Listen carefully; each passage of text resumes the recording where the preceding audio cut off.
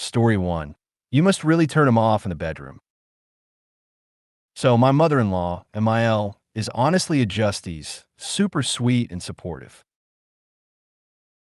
But her twin sister, my aunt-in-law, or AL, who helped raise my husband, DH, is a total just no. Quick background. When DH was a kid, MIL had serious health issues and spent a lot of time in the hospital. Because of that, AL stepped in to help raise him. She never had kids of her own and kind of sees herself as a second mom.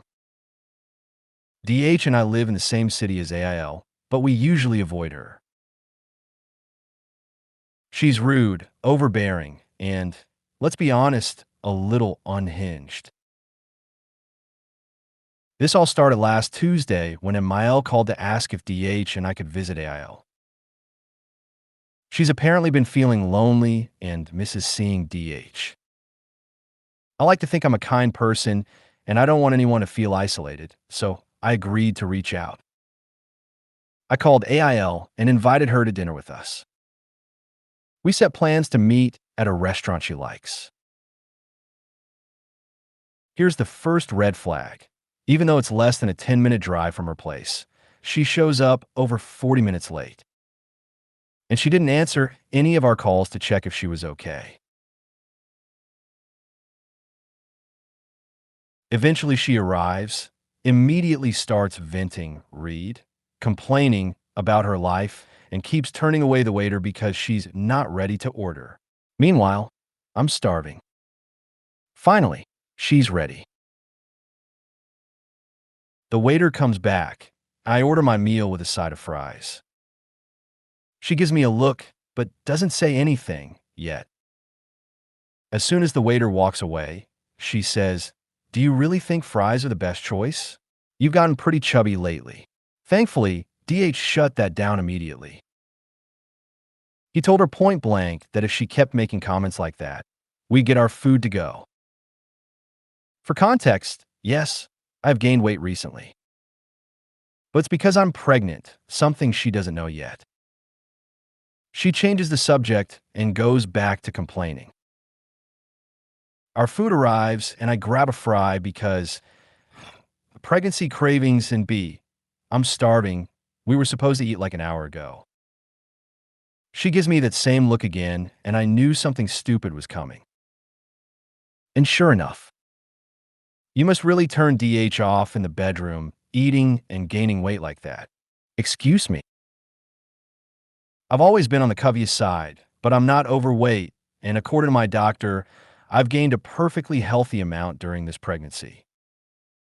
DH didn't hesitate. He called over the waiter, asked for the check and to-go boxes.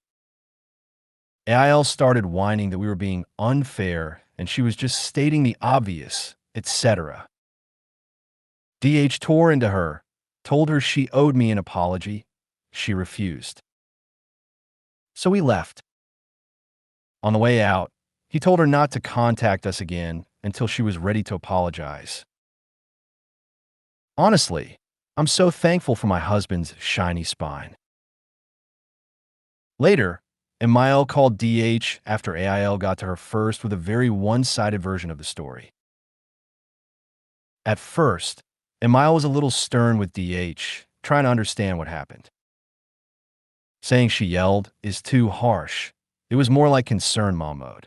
Once DH told her the actual story, MIL was completely on our side. She agreed it's best we keep our distance from AIL, especially with our upcoming move. Comment 1. OMG.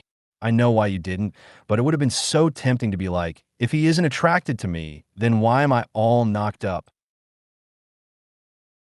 I think baby is going to elevate the crazies, so be prepared. Congratulations on the bubs and on DH's shiny spine. Comment 2. It amazes me she thought she could put food in her mouth around her size 11 foot that was already there. Comment 3. I'm blinded by your husband's shiny spine. Comment 4.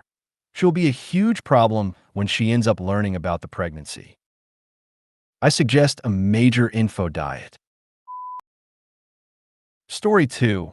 Am I all weirdly obsessed with my so getting a vasectomy? My husband and I have been together for 9 years, married for 5. We have 2 beautiful daughters, one almost 3, and the other just 3 months old. My relationship with my mother-in-law changed after our first daughter was born. It became clear that she wasn't the one calling the shots anymore. My husband started putting me and our family first, and she didn't like that. Since then, there have been plenty of clashes, especially around holiday plans and other family decisions. She's constantly in my husband's business, asking what he's doing every day, why he hasn't responded to her text fast enough, and just general overbearing MIL behavior. When we announced our second planned pregnancy, she actually said, "Are you guys crazy? No congratulations.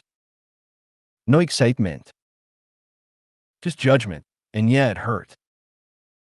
Originally, our plan was for my husband to get a vasectomy after baby number 2.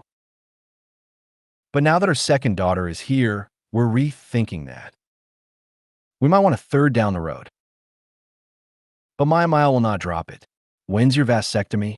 You better schedule it. You better get snipped before a third one's on the way.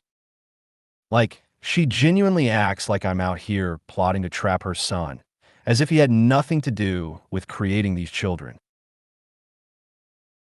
What she doesn't know is that my husband has quietly canceled the vasectomy appointment, and I'm getting an IUD instead, just in case we decide to go for baby number 3 in a few years. And honestly, I cannot wait to see the look on her face when she finds out. I know it's petty, but after everything, it feels earned. Comment 1. Speaking of putting a look on her face, let the petty Olympics begin. Who anointed you sperm monitor? Vasectomy wouldn't stop a third child. We have a 6-pack of spermsicles in our DRS freezer. But that's how my inner Petty Crocker works. She's such a smart. Sorry for the disruption. I'll just see myself out. Comment 2. Why is she privy to yours and your husband's private medical info and family planning? Like, she isn't your husband's legal guardian anymore. She doesn't need to know what's happening with his nuts. Story 3. You all said to stay silent and let it blow up on their end. Well, boom. Context. My Mile has been stomping all over boundaries and laying on the guilt for months. She gave a classic non-apology, kept pushing for visits with LO like it was her right, and treated my giving birth like she deserved VIP, front row access. If it stayed quiet. My so has handled all the communication. And despite several calm, honest conversations from him, his parents have consistently refused to address the actual issue. Enter today. So let them know he wouldn't be stopping by for a quick visit like he had originally planned. LO had a brutal night of teething, and we barely slept. Cue the emotional fallout. Here's the message FIL sent to So, I love you guys very much, but I can't tell you how disappointed I am. Your mom, who would do anything for you, has been through a shit ton of pain, both physically and emotionally this year. And Mile has not done anything to deserve this treatment. You can't even come over to pick up Christmas presents for our grandchild. What do we do to deserve this? You and Opie have totally cut yourselves off from your families.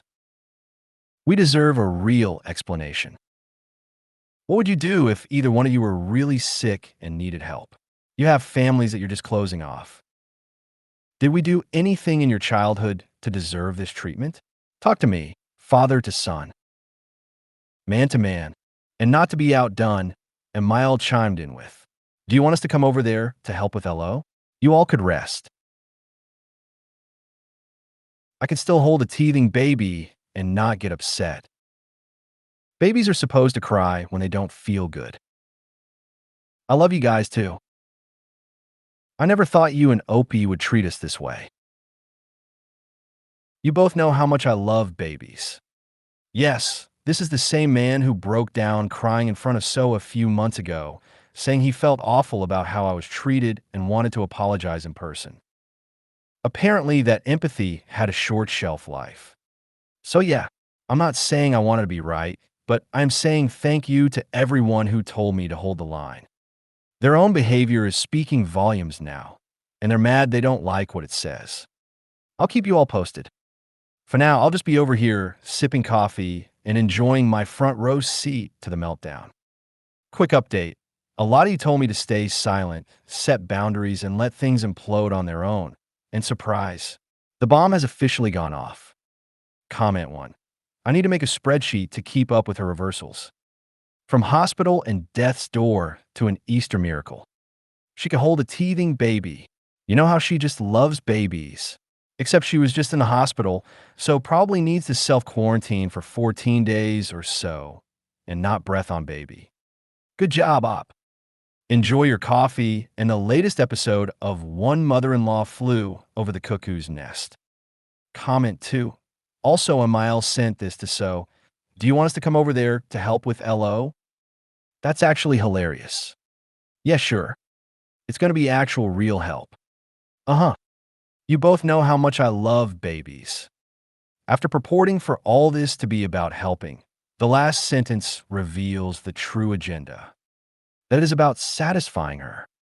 Comment 3.